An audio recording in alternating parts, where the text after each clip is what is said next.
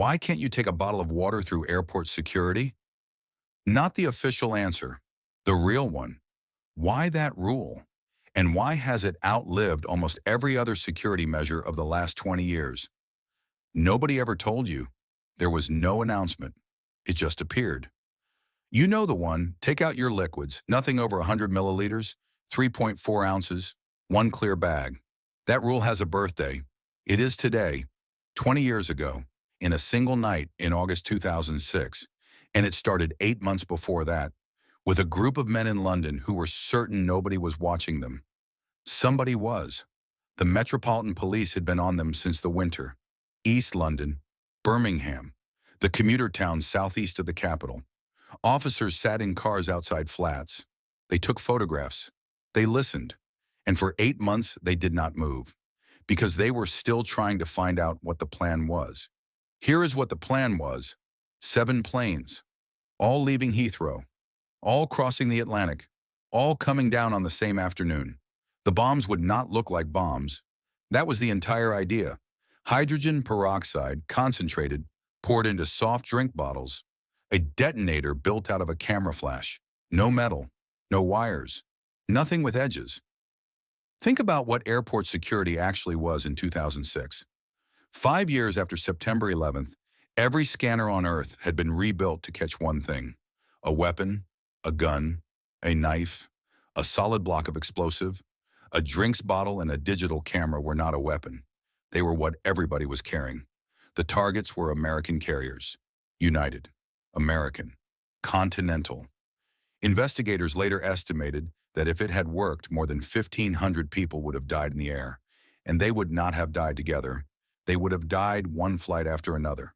Somewhere over the ocean, controllers would have watched an aircraft stop responding. Then a second one. Then a third, with no way of knowing where it ended. On the night of the 9th of August, the waiting stopped. Police moved. 24 arrests. London, Birmingham, the southeast, all at once. And by sunrise, British aviation had simply stopped working. Hundreds of flights canceled. At Heathrow, passengers were told they could not carry anything onto the aircraft. Anything. Not a book, not a phone, not a handbag, a passport, a wallet, essential medicine, in a clear plastic bag. That was the whole list. Photographs from that morning showed terminal floors covered with people sitting on their own suitcases, waiting for information that never came.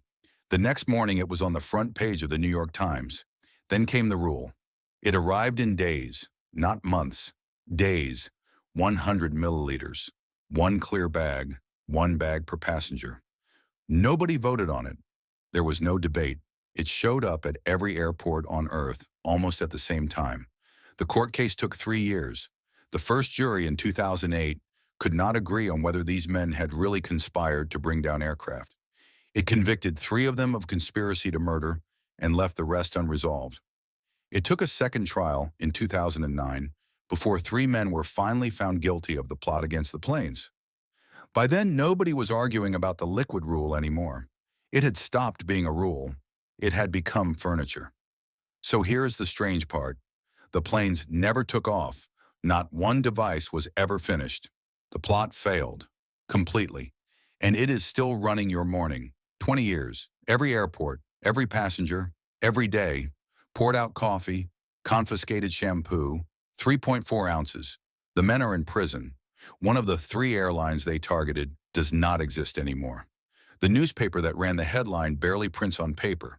But tomorrow morning somewhere, a person who was not even born in 2006 is going to reach into a bag, pull out a bottle of water, and drop it in a bin. And they will not know why.